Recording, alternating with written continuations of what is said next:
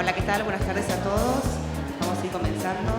Yo soy Laura Bungar, soy la gerente médica de gastroenterología de la Argentina y les quiero dar la bienvenida y las gracias por participar de este simposio en el que vamos a discutir acerca de los enfoques actuales en la enfermedad de Crohn. Para eso contamos con la presencia del doctor Disertante, que es doctor en especialista de enfermedad inflamatoria, que es profesor asociado del Hospital San Paul en Vancouver, Canadá, y también dirige la carrera de especialidad en la Universidad Británica. Él va a hablar de secuenciación de la enfermedad de Crohn, nos va a presentar una nueva herramienta para evaluar respuesta de tratamiento en pacientes con enfermedad de Crohn y nos va a compartir su experiencia en el uso de realizado en pacientes con enfermedad de Crohn en su hospital. Muchas gracias, doctor, por su presencia y le damos a continuar la disertación.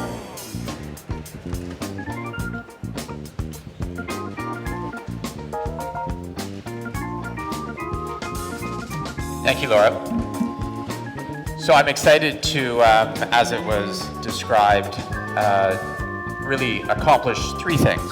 One is to explain an idea regarding how we should be using our medications for Crohn's disease.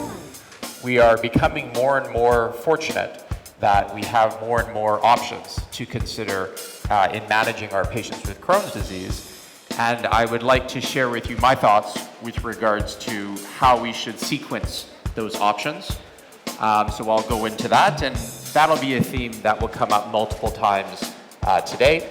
I will provide you an idea or an opportunity to perhaps be even more confident in understanding with what particular patient would it be best to consider Entyvio in.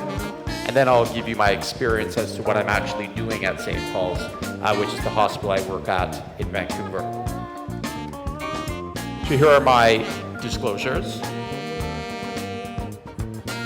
So as I've suggested, we will talk about the way we should order the medications that we would consider to use in Crohn's disease. But ideally, we would like to understand what is the best option for our patients.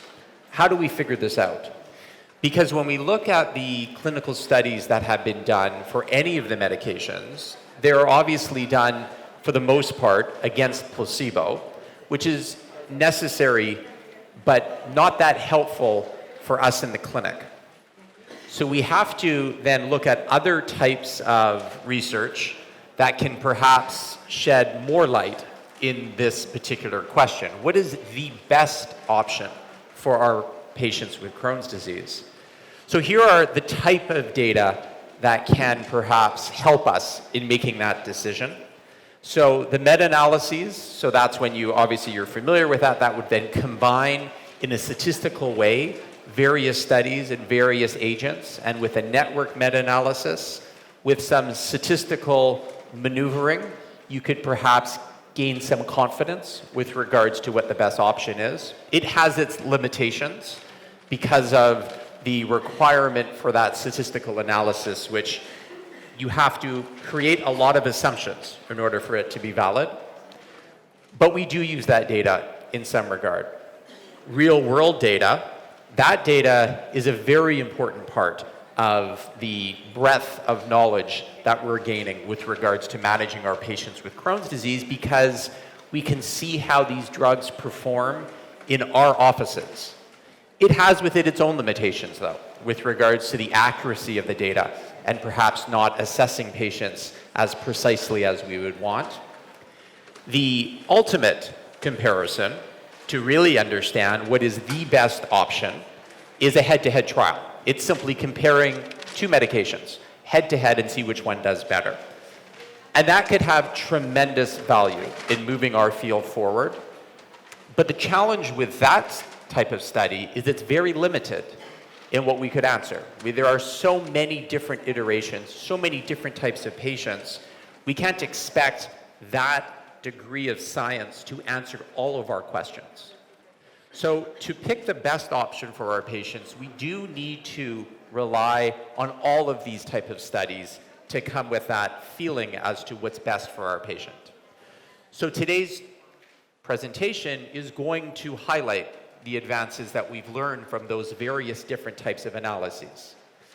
We're going to base our assumption that the best option for patients really would give us the highest quality of confidence that we will reach the various treatment endpoints, the treatment targets that the STRIDE guidelines have put out. And I say that, but understand that it's a much more complicated question than what's the best option. That a lot of these discussions relate to patient's preference and availability.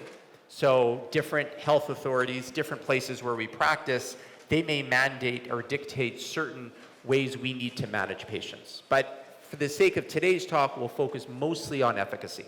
And when we think about efficacy, there are 3 points we aim to achieve in the first year that we start biologics. We want patients to feel well quickly. We want evidence from a biomarker point of view that the inflammatory burden is improving, and then we want to achieve mucosal healing at the end of a year. So I want to present to you some data that tells you why. Why are these endpoints the way they are? So why is the ultimate definition of success that being mucosal healing within 9 to 12 months? It's because we've learned, and here's a meta-analysis that has shown us this, that patients that achieve mucosal healing are less likely to have a flare or more likely to have clinical remission in the long term. So with that idea, that would make sense. That is the target that we aim to achieve. We've also learned, and there's been a couple of really nice studies that have done this. This is the most recent one. This is from the COM study, and I'll speak about that in the next slide as well, that patients who have achieved mucosal healing at the end of that year are much less likely to have progression of their disease. And the reality is, for Crohn's disease, we don't have a cure for Crohn's disease. So our goal in management is to alter the natural history of the disease. And that would, we define it as risk of surgeries, hospitalizations, or an aggressive change to their phenotype, being stricturing or penetrating disease. And if you've achieved mucosal healing, that patient is less likely to progress. That we would deem successful. So that's why mucosal healing is that ultimate target at the end of a year with the biologic you're starting in your patient with Crohn's disease. So why are we so interested in those biomarkers as an intermediate range? So why is that there? Is it just nice to have it? Or is there data to support the value of assessing biomarkers and adjusting accordingly? Well, that is what we learned from COM.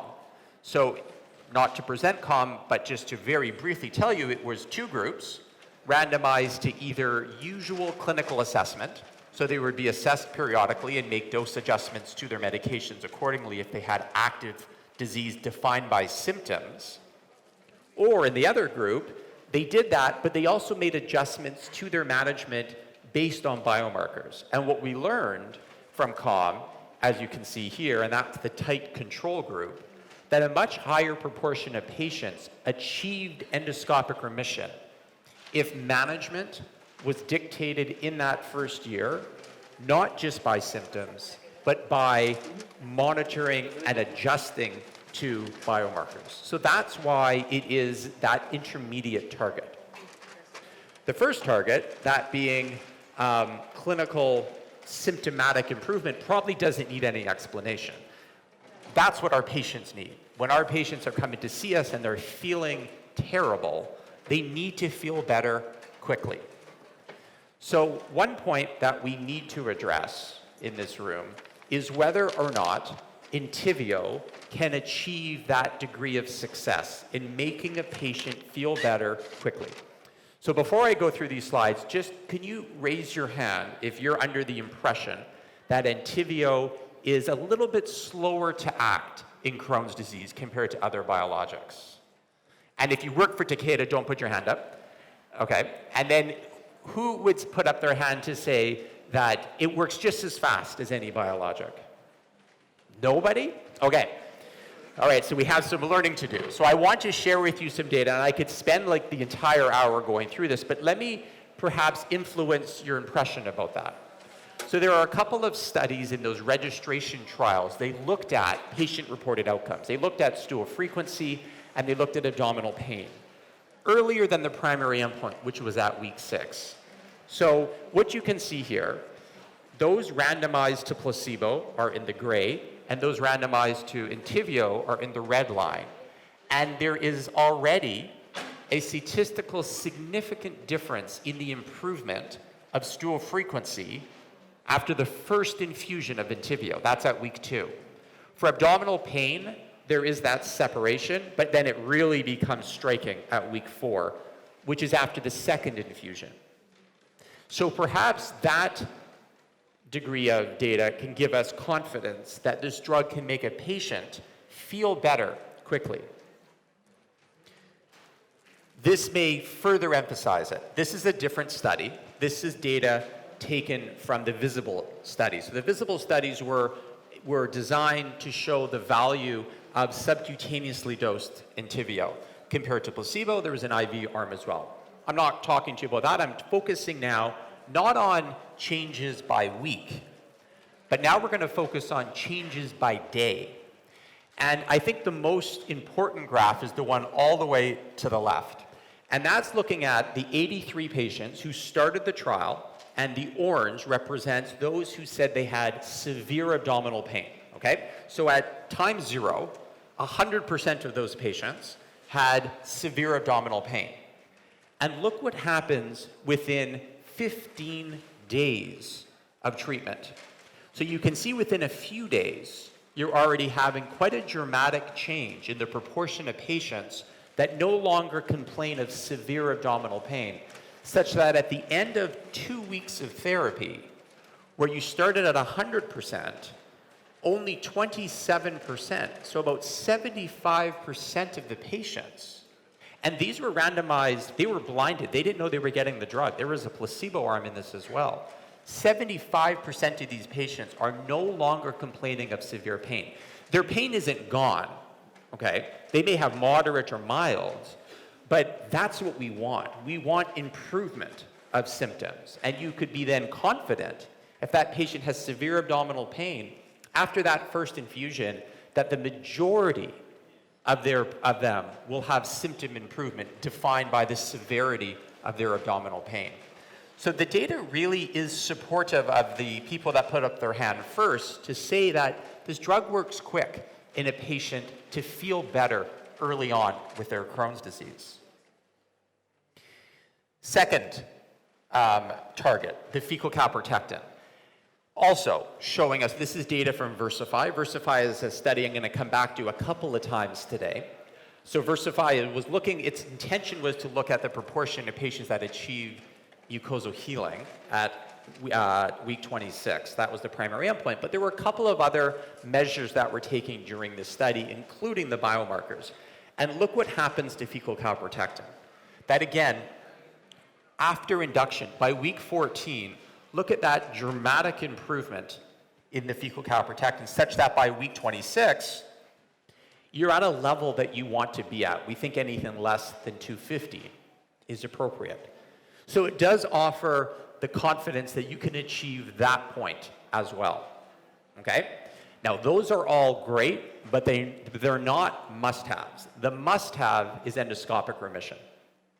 So, how do we look at that? And to be honest, the endoscopic remission story is more challenging because it's an endpoint we're not particularly familiar with. I'm bringing back a very old study, which was the first study to look at biologics for endoscopic healing, and that was the Extend data using adalimumab, which was our gold standard for treating Crohn's disease. And you can see in their study at the end of a year, 24% achieved mucosal healing, which they defined as absence of ulceration. So that was what we were dealing with at the time.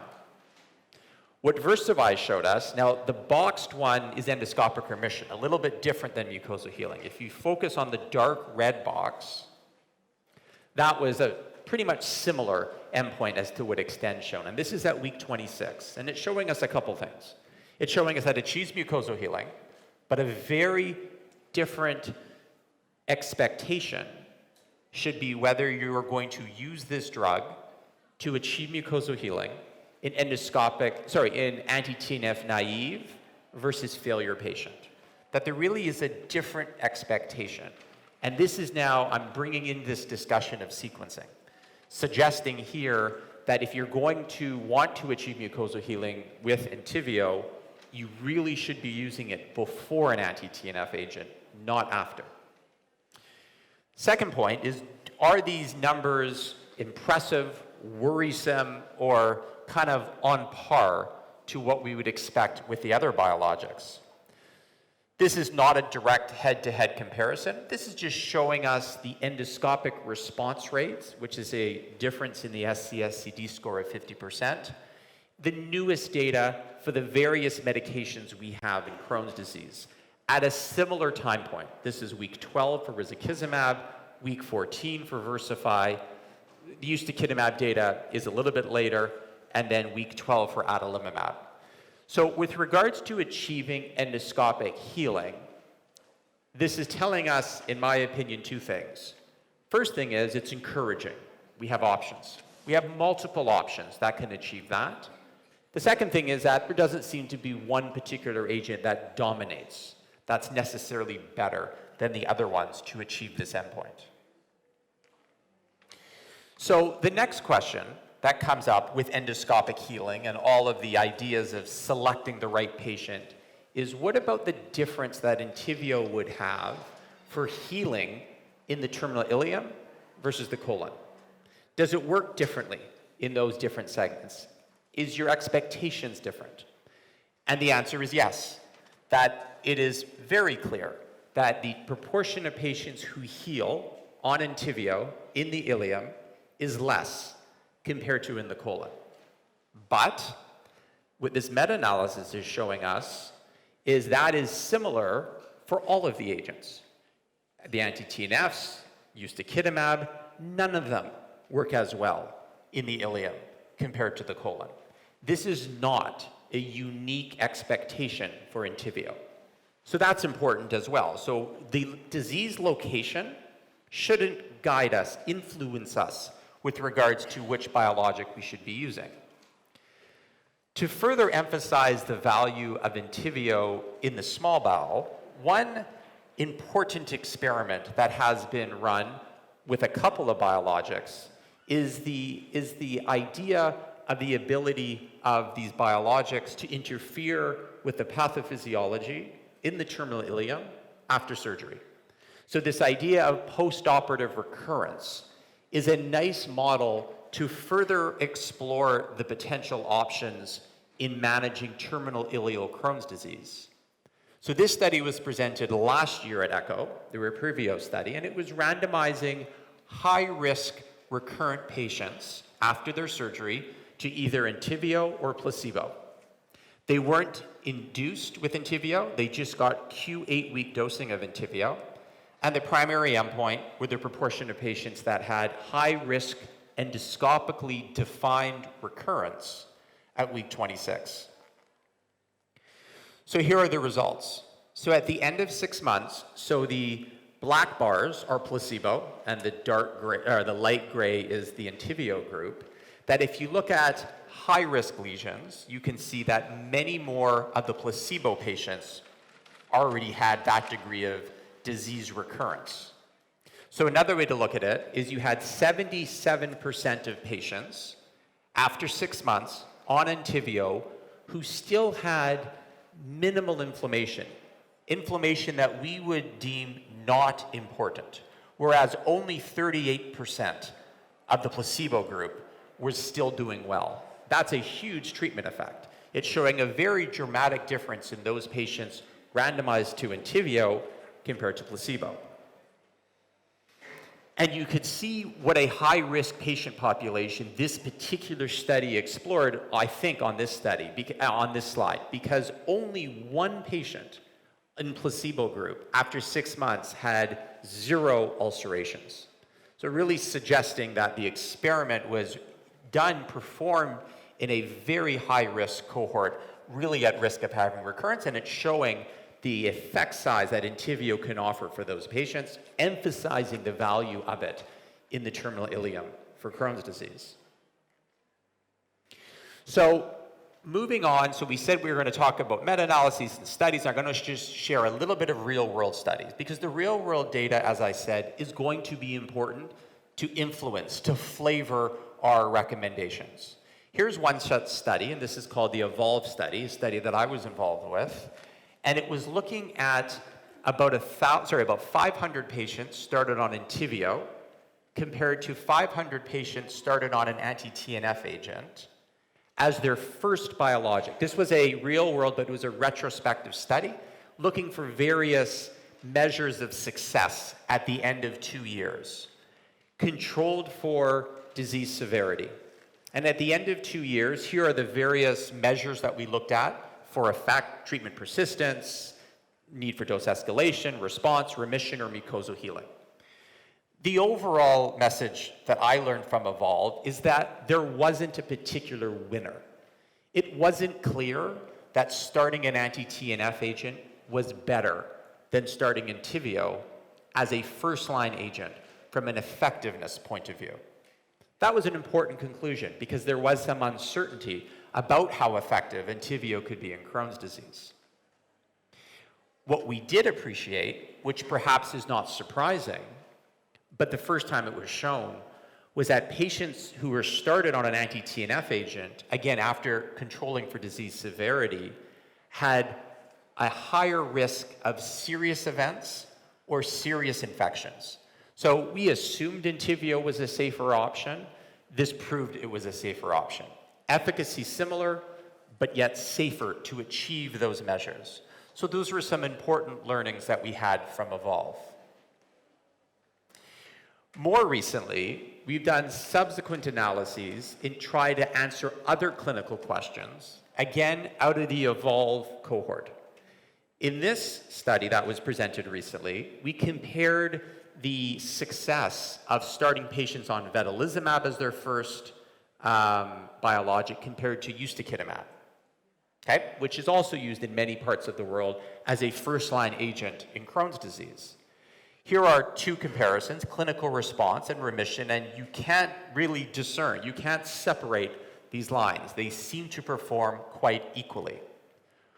Where there does seem to be a little bit of a difference, and I don't know if this is clinically relevant, but the proportion of patients who achieve mucosal healing and the time it takes to achieve mucosal healing seems to be better with vedolizumab compared to ustekinumab, which we've known, through various measures, we've learned that ustekinumab is an effective drug for Crohn's, but it actually is the slower to act biologic, is what we've seen in various different studies. So there are some examples of some real-world data. The final best data would be head-to-head studies, and that could answer very precise questions. So there's 2 head-to-head studies comparing biologics that we are now all aware of in Crohn's disease.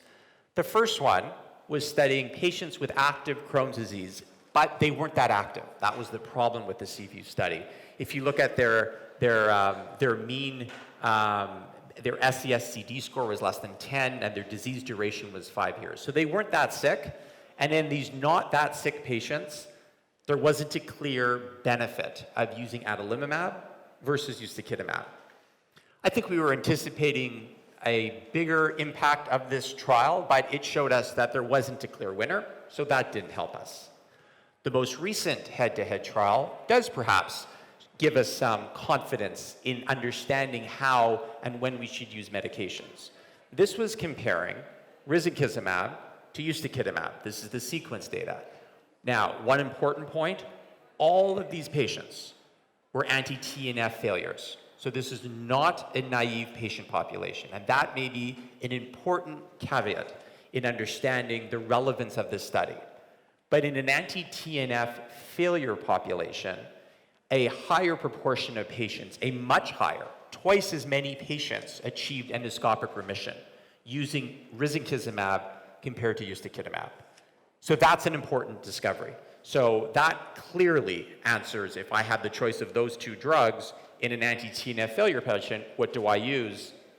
If given the option, I think it would be a very clear decision to tell the patient what's the better option in that regard. So far, I've really focused on the performance of these medications as a first-line agent. But when we're thinking about sequence and thinking about how we should be using our medications, we know that many of our patients will require multiple medications over the course of their Crohn's disease. And the idea of sequencing may be important to appreciate the impact first drug exposure has on the second drug that you're going to select. This is not a new discovery. We know, and I've already mentioned this from Versify, that if you're going to start vedolizumab or ustekinumab, it is better to start it before an anti-TNF agent as opposed to after. Okay, that we know. If we flip that question around though, and we ask, does it matter if I'm going to use an anti-TNF agent first or after vedolizumab exposure? So the EVOLVE study looked at that. It looked at patients, there were about 80 patients who were started on vedolizumab, lost response, and then was started on an anti-TNF agent. And that's the second line anti-TNF exposure. And they compared those patients, we compared them to all of the patients that started their anti-TNF agent as the first line. And what you're seeing here is it doesn't appear that vedolizumab impacts the effectiveness of the anti-TNF agent. And when we think about sequence then, that's really important. And there's now going to be a couple of times I'm going to come back to this point and show you how it may play out in real world. And in fact, I'm going to do that right now. So this is the study, this is the PANCCO study. This was a study done in Australia. And it's looking at real world data, and they did a couple of things. Their definition of success was persistence, patients still on drug. And what you're seeing here are two different groups. They're seeing the red bar are the patients that were started on vedolizumab first line and were then switched to infliximab. The blue were those that were started on infliximab first line and then switched to vedolizumab.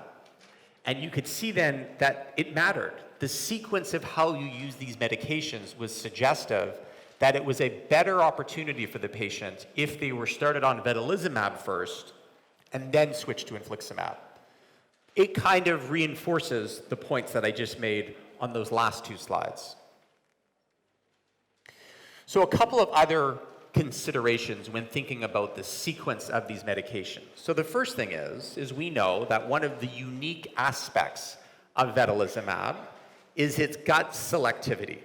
We've talked about the benefit there may lie in the side effect profile, but the other perhaps challenge would be that it would have some limited use, particularly in patients who have extraintestinal manifestations.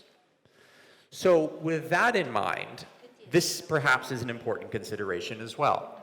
So this was done out of a Swiss prospective cohort, and the point here being, this was looking at patients with IBD who had EIMs. And what you're seeing here is that 25% of patients have EIMs at the time of their diagnosis.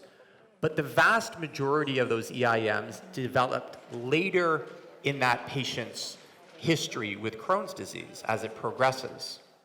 So in thinking about the sequence of your medications, ideally, you would like to have more systemic therapies available later in the disease course when you may be more likely to deal with EIMs.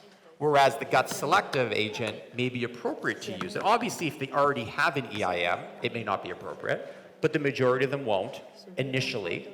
So if you reverse that sequence and you go systemic therapy first, then you save the gut selective therapy later, that could be a problem for the patient. That sequence probably is not ideal for them. The final issue about thinking about the sequence of these medications relates to this important discovery. So I won't go through this in much detail, but I just want to highlight. So what this was a study that looked at patients who had a secondary non-response to an anti-TNF agent. They checked their drug levels, they had no antibodies, their drug levels were good, And we used to call this that mechanistic escape, that the immune system was no longer responsive to an anti-TNF suppression. So they tried to understand why was that the case.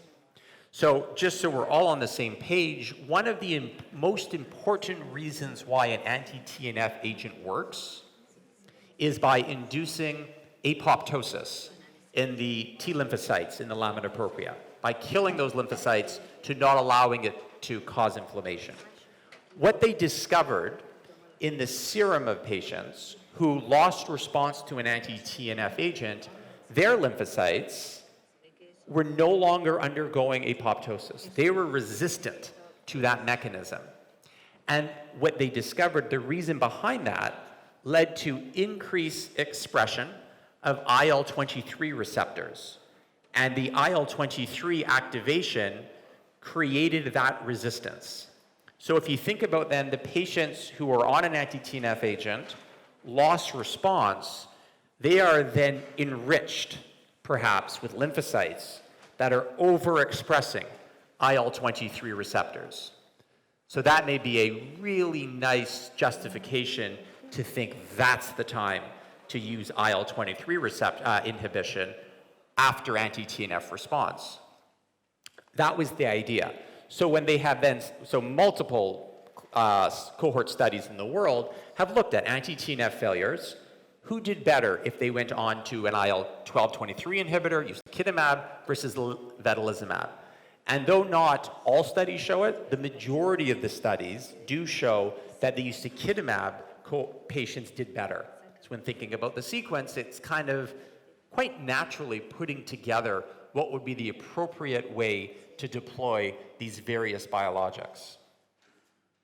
The most recent data in this regard, and it perhaps speaks to this, so this is the mirikizumab data. This is an IL-23 receptor. This data was presented at ECHO a couple of months ago. It was effective. It met its primary endpoint to show that it's appropriate to use in Crohn's disease. But interestingly, it looked like if you look at the deltas, that the biologic failure patients did a little bit better than the naive, which traditionally we don't anticipate, but maybe it relates to the point that I made before, that those patients are really susceptible to this form of therapy, and those that have failed, in particular, an anti-TNF agent. Okay, so here's an example, and this is my last two slides before we move on to the next part. So here's an example of what would be perhaps an appropriate way we can think about first-line therapy in Crohn's disease. So the first thing we would do is divide these patients up into low risk and high risk, because the low risk patients probably don't need much, but there's not that many in our practice. So you really got to ask yourself, is this patient really low risk? Not to get into those details right now. But if they were low risk, you would perhaps just treat their symptoms, not worry about the STRIDE-2 guidelines. And the hallmark in treating symptoms would be corticosteroids. Now, if they became corticosteroid dependent, that brings them to a high-risk group. So in the high-risk group patients, the first thing is to think about, is there any other reason why they need biologic therapy, EIMs or fistulas? And if they do, then you would want to perhaps use agents that have been proven to be effective for those EIMs or fistulas, and that would likely be an anti-TNF agent or a JAK inhibitor. The majority of our patients don't have that, but are high risk. So therefore, two appropriate choices would be vedolizumab, or in my practice, it would be an anti-IL-3, or anti-23 inhibitor. But the reality is, based on the discussion of that sequence, in my practice, the majority of those patients are started on vedolizumab, so I can save that risankizumab when it's more appropriate to be used in their disease course. For second-line therapy, it obviously would depend on which therapy they failed. So if they failed risankizumab, I would then consider perhaps vedolizumab. We don't know the impact of risankizumab failures. If they failed vedolizumab, I would then perhaps, this is the one thing I would do, I would be really wanting to have hoped I saved the IL-12/23 inhibitors for that particular type of patient. Okay, so my conclusions from this sequencing talk was treat at the appropriate time. And I didn't go into actually a lot of details there, but these drugs all work for the inflammatory phenotype. Make sure you're using it when they have inflammation, which is likely early in their disease course. Pre-specify what targets do you want to achieve and how confident are you that those medications will achieve them. And where I probably spent the most of my time was think about the consequences of your first choices on subsequent treatment options that a patient may need to face. Okay, so second part. Now, I kind of gave broad stroke examples as to when it would or would not be appropriate for using certain biologics. The next part of this talk, which is fairly brief, is going to be a little bit more precise, a little bit more about precision medicine. And I'm going to introduce, if you're not familiar with this clinical tool that can be used in your practice, the CDST, to understand if indeed this patient is an appropriate one to be considered for managing them with Entyvio. So when we think about personalized medicine and what can we use, what are the potential markers that we have that can guide us in understanding how we should manage patients? So the ones that are obviously easy to obtain would be clinical features. How old they were, disease location, disease activity, or the phenotype of the patient, okay? So those are ones that you'll see will be used. There are other potential prognostic factors, which I wouldn't say are by any means ready for prime time now. Biomarkers, serologic markers, or genetic markers. And there's been a lot of efforts to try to use them in models to give us more accurate predictions of how a patient will do with certain medications. And there are some promising results, but nothing ready, in my opinion, for the clinic yet.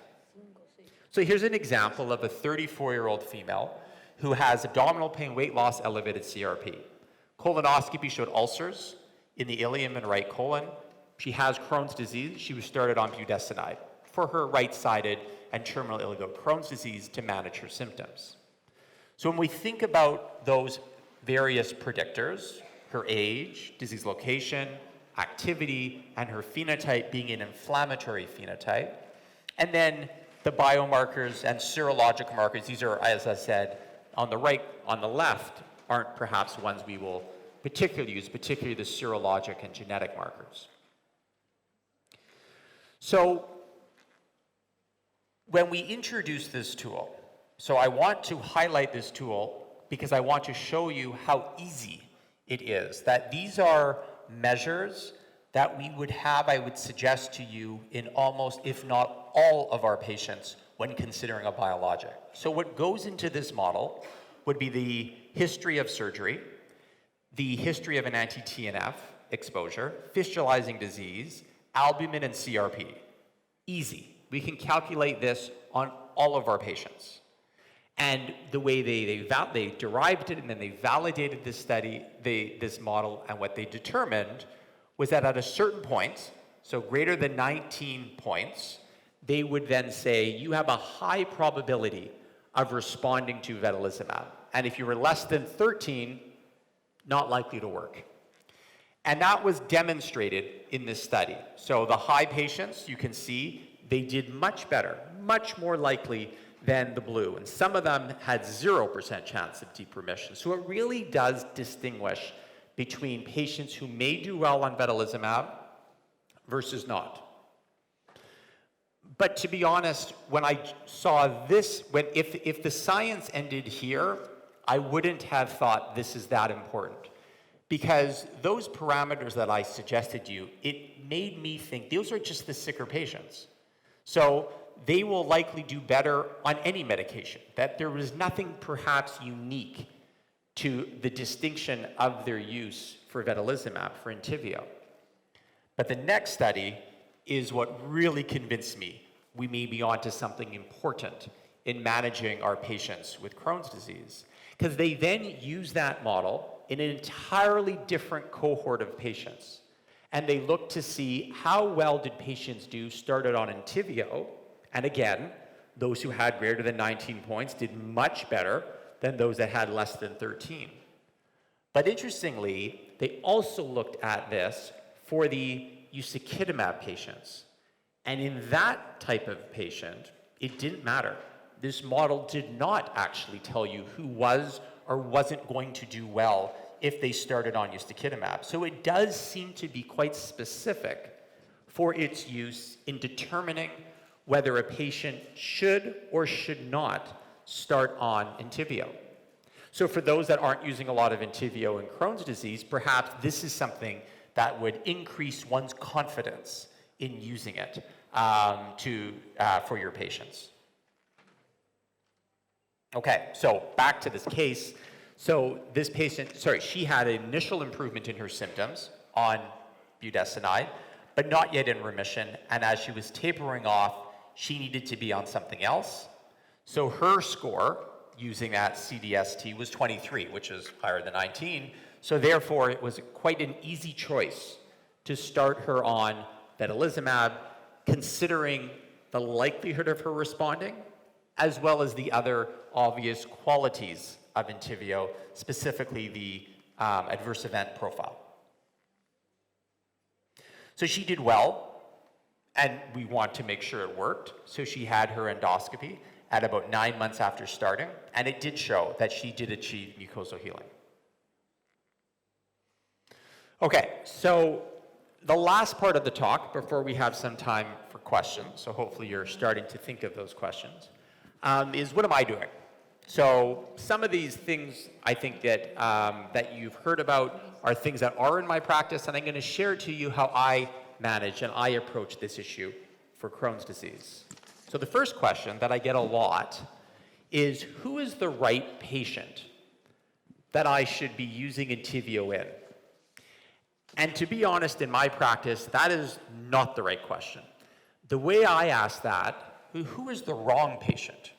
Because it's a much smaller group of patients where it's not appropriate to use Entyvio as a first-line agent. The majority of my patients in Crohn's disease are being provided and offered the opportunity to start on Entyvio for Crohn's disease. Those where I don't consider it as a first-line agent would be those that present with perianal fistulizing disease or have those EIMs, but not just any EIMs, not just the arthralgias, because they get better with Entyvio, but those that have ankylosing spondylitis, that have psoriasis, that have other immune-mediated diseases where an alternative biologic or small molecule could be advantageous for both conditions.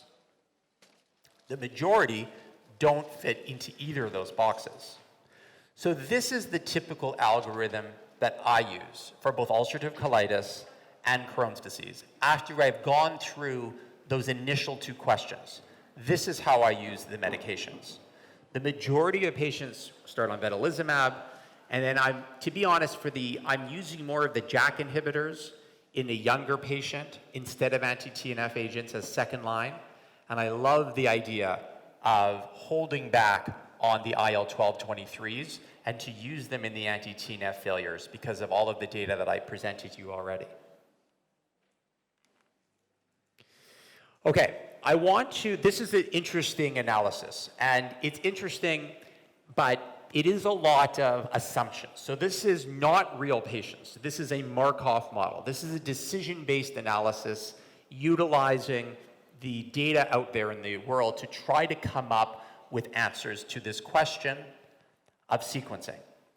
So what they did here is they looked at what was going to be your QALYs, the patients requiring surgery, or their PROs, which would be your patient-reported outcomes over time, based on when you use vedolizumab, whether you use it as a first biologic, whether you use it as a second biologic or a third biologic. And then the last one would be whether you use it in place of steroids, which I don't think many places in the world would that be an option for us to use. And what it shows here, so really we're looking at, I think what's important here would be looking at first biologic versus second biologic. And there does seem to be, in this type of an analysis, it really just supports everything I've talked about in a different way, that if you think about the sequence of the various biologics, that patients overall will do better if vedolizumab is that first biologic. It just seems to be that like this in many different ways you could try to answer this very complicated question. It's not an easy question to answer, but this type of modeling emphasizes a lot of the learnings that we've had so far today. Okay, so a couple of other points about how I use vedolizumab. I use Entyvio in my office. So there is data to suggest that in my practice, it's certain patients get an extra dose of Entyvio at week 10. And those would be patients who don't necessarily have that response I was expecting. But in the data here, this is the LOVE-CD cohort, which is a study done out of Belgium. A little bit different than in my practice, that in Belgium, or at least in Leuven, all of their patients get a week 10 dose of Entyvio, okay? And this is just looking at the proportion of patients at the bottom who achieved various endpoints at the end of 6 months or a year, and in particular, the endoscopic remission data is quite reassuring, that about 30% achieved endoscopic remission in this particular cohort, emphasizing perhaps the value of that week 10 dose. Also, going back to my clinic then, so I get them out of induction, and I want to make sure that the biomarker response is there. So I check their fecal calprotectin about 4 to 6 months after starting, and if they haven't had that robust improvement, I will likely adjust their therapy. Even if they're feeling well, I would likely dose escalate them to further increase the likelihood of them reaching that improvement and therefore obtaining mucosal healing. Now, I talked before about how all of the agents don't seem to work as well in the ileum compared to the colon. And what I didn't explain is why was that the case? So why do they perform differently? This may be one of the reasons. So this is not new. I think we're all quite familiar with this point, but it may play into the different response rates you see with the different disease locations. What you're seeing here are the proportion of patients who have an inflammatory, have various different phenotypes, followed over time. And not surprising, and the other point is these biologics only work for the inflammatory phenotype. That really is true. They don't work for the other phenotypes with any degree of confidence. And the problem here is quite early on in the ileum, the proportion of patients who only have an inflammatory phenotype is less, much less than the colon. This is probably an important point as to why there's that discrepancy. But the other point that we may want to consider in the ileum is maybe we're thinking about the wrong target. Maybe mucosal healing isn't necessarily the ultimate target we should aim to achieve because of the action that seems to be going on in the bowel wall as opposed to just the superficial mucosal layer. And we know that, and we know, and this is an example, and the idea is that maybe in the ileum, our focus should be more on transmural healing. And it's something we're beginning to integrate in our practice, the use of intestinal ultrasound, perhaps as a measure of how well a patient really is doing with their biologic. So if we go back and we think about, okay, well, what do we know about Entyvio's ability to lead to mucosal transmural healing? We do have some interesting data. So then if we go back to that Versify data, we talked about mucosal healing and the biomarkers. There was a subgroup of patients who had MR enterographies, multiple throughout the study. And the Mariah score is the score that's used by radiologists to classify inflammation. And the Mariah 7 is it's a more complete remission compared to Mariah 11. And at the end of a year of the patients treated with Entyvio, particularly in the anti-TNF naive patients, over 60% of them had transmural healing, which perhaps is that measure that we should be more focused on when it's coming about managing our patients with ileal disease, and gives us that degree of confidence in using it for that purpose. Okay, so just a couple of other points, and then I'm going to wrap up, and we'll have about 10 minutes for questions. So when a patient has got out of induction, and they're doing well, and they've lost response, as I've already suggested for week 10, I would increase their dose to Q4 weeks from Q8. And this is just data emphasizing it. This is out of the Gemini long-term extension data. Those patients who no longer were responding to Q8 dosing, you recapture about 60 to 70% of patients if you dose escalate from Q8 to Q4. Let's skip that. And then just a couple of how has that dose escalation impacted my practice? So this was data I looked at years ago, so about 4 years ago now. At that time, I had 184 patients on Entyvio for Crohn's disease, and of them, about 40% of them were on Q4 dosing in my practice. So still the majority on Q8, but of those who were on Q4 dosing, I followed them, and they didn't do so poorly. That at the end of a year, there was still 60% still on drug, and then it leveled off to about 50%, or a little bit lower than that over multiple years. So that does emphasize perhaps the option of going from Q8 to Q4, as opposed to abandoning therapy entirely, with the expectation that is a reasonably sustainable response, that a reasonable proportion of patients over many years will do okay. So the latest changes in my practice, so where am I, in addition to what I've already talked about, using Entyvio? Well, I've already showed you the Reprivio data, so I'm now using that routinely in those high-risk post-operative patients. I'm using Entyvio to prevent recurrence, and that data I've already shared with you.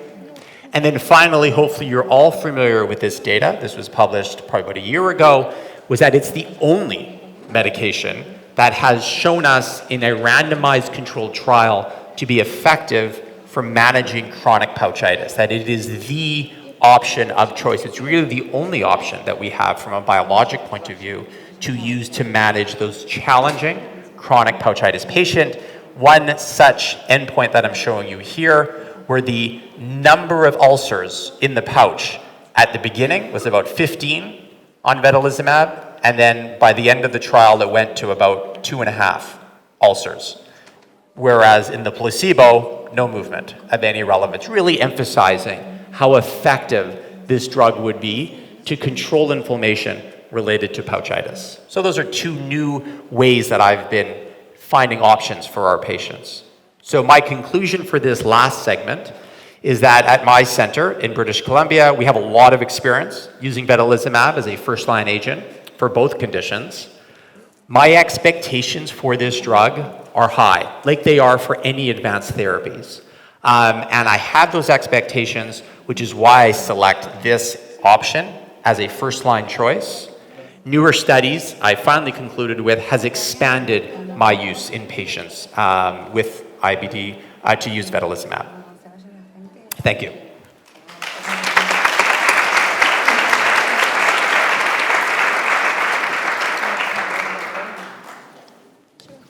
Muchas gracias, doctor. Gracias por sus excelentes presentaciones y por haber compartido con tanta claridad los datos. Tenemos 5 minutos para preguntas. ¿Hay alguna pregunta para el doctor en el auditorio?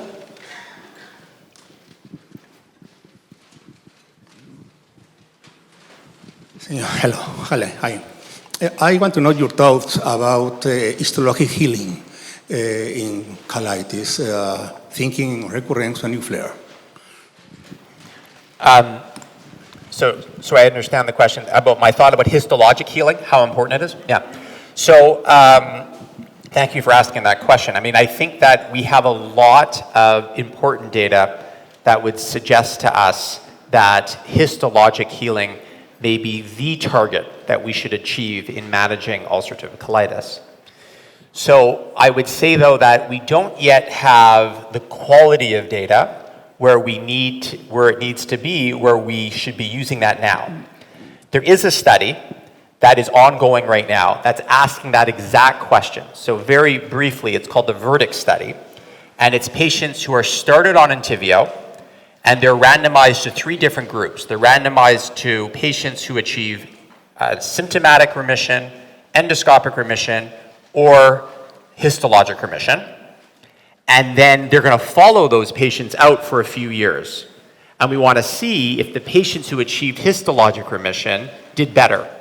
So kind of like those endoscopic ones. So it's coming, the data, but it's not, and if it does show it's better, then we're going to want to treat to histologic remission. So we're optimistic that's going to be like that, but not quite there yet. Here. Hi, Dr. Rosler. Thank you for your presentation.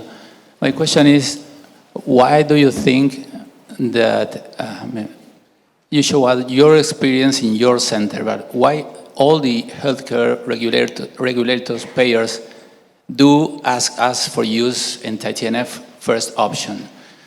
Are we misinterpreting the data? Why are we so wrong that we have to see the data again? Right.